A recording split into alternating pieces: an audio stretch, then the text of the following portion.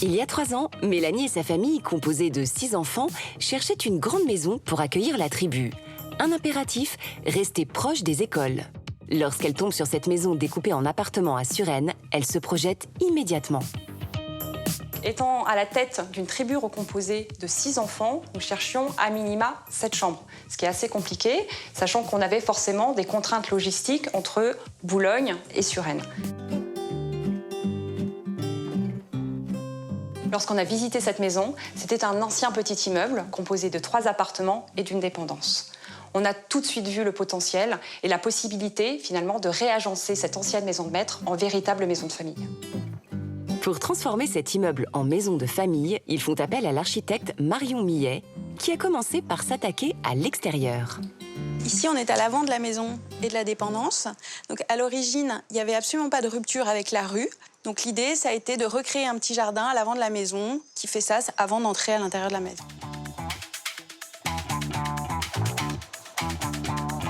Ici, c'est l'entrée de la maison avec l'escalier qui desservait les différents appartements. Aujourd'hui, cet escalier permet de desservir les différents étages de la maison. On a choisi de conserver le sol en marbre couleur crème. Au niveau de l'escalier, il a été poncé, vitrifié et on a peint les contremarches et les plinthes.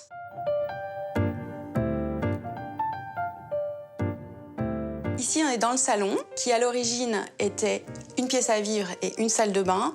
Afin d'agrandir le salon, on a cassé le mur porteur pour permettre à cette pièce de donner plus de volume à la pièce à vivre. Pour la décoration, c'est Mélanie qui a pris les rênes.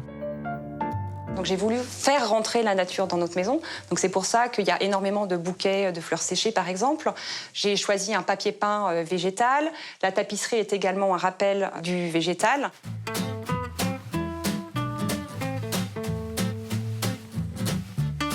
Ici, on est dans la cuisine, qui était à l'origine déjà une cuisine. La seule chose, c'est qu'elle était totalement fermée.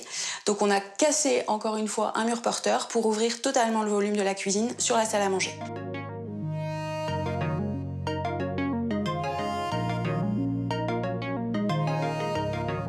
On a souhaité conserver ce sol d'origine en carreau ciment et jouer sur des couleurs qui rappellent ces tonalités au niveau des meubles. Pour apporter contraste et élégance, l'architecte a opté pour un plan de travail en granit noir du Zimbabwe. Donc ici, on est dans l'ancienne dépendance, qui fait aujourd'hui totalement partie de la maison. On a 2 chambres et une salle de bain qui, à l'origine, était une cuisine.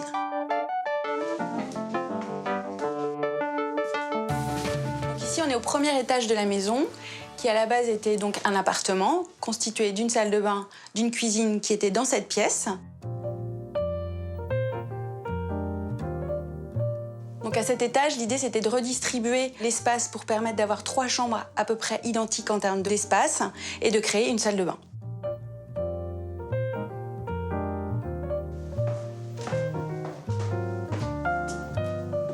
Donc ici, on est au dernier étage de la maison, qui était donc à l'origine un appartement composé d'une chambre, d'un espace à vivre, d'une salle de bain et d'une cuisine. Ici, on a tout cassé pour recomposer un espace parental, une très belle salle de bain et une chambre pour enfants.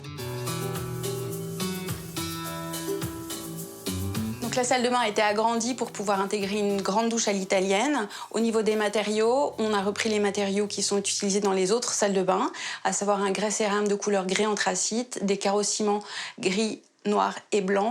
Et pour apporter un petit peu de chaleur, on a travaillé le bois en façade des meubles de salle de bain. Pour que la décoration de la maison soit harmonieuse, Marion et Mélanie ont fait des rappels de matériaux et de couleurs dans les différents étages. Un autre inconvénient de cette maison, c'est que comme elle était grande et qu'elle était organisée en appartements, on ne retrouvait pas de lien entre les différents étages. Donc on a trouvé quelques astuces déco avec Marion. Tout d'abord, retrouver le bleu sur les contremarches, dans l'encadrement des portes, mais également sur différents murs de l'escalier, et avoir les mêmes carreaux de ciment dans l'ensemble des salles de bain. Clou de la rénovation, l'architecte a réussi à aménager un extérieur pour compléter cette grande maison. Ici, on est sur la terrasse. À l'origine, c'était le toit d'un garage. Le toit était totalement vierge, c'était une dalle en bitume qu'on a complètement aménagée et transformée pour permettre d'avoir un véritable extérieur à la maison. Afin de créer un véritable cocon extérieur, nous avons posé un parquet IP au sol. Des claustras ont été posés en périphérie de la terrasse. En seulement 6 mois, Marion a réussi à métamorphoser les anciens appartements en une grande maison de 200 mètres carrés, conviviale et ouverte sur un extérieur verdoyant. Après 3 ans dans cette maison, on peut dire que le pari est vraiment réussi. On s'y sent extrêmement bien et on a réussi à créer une sorte de petit cocon familial. On est véritablement dans une maison de famille. Et en plus, on a gagné un extérieur.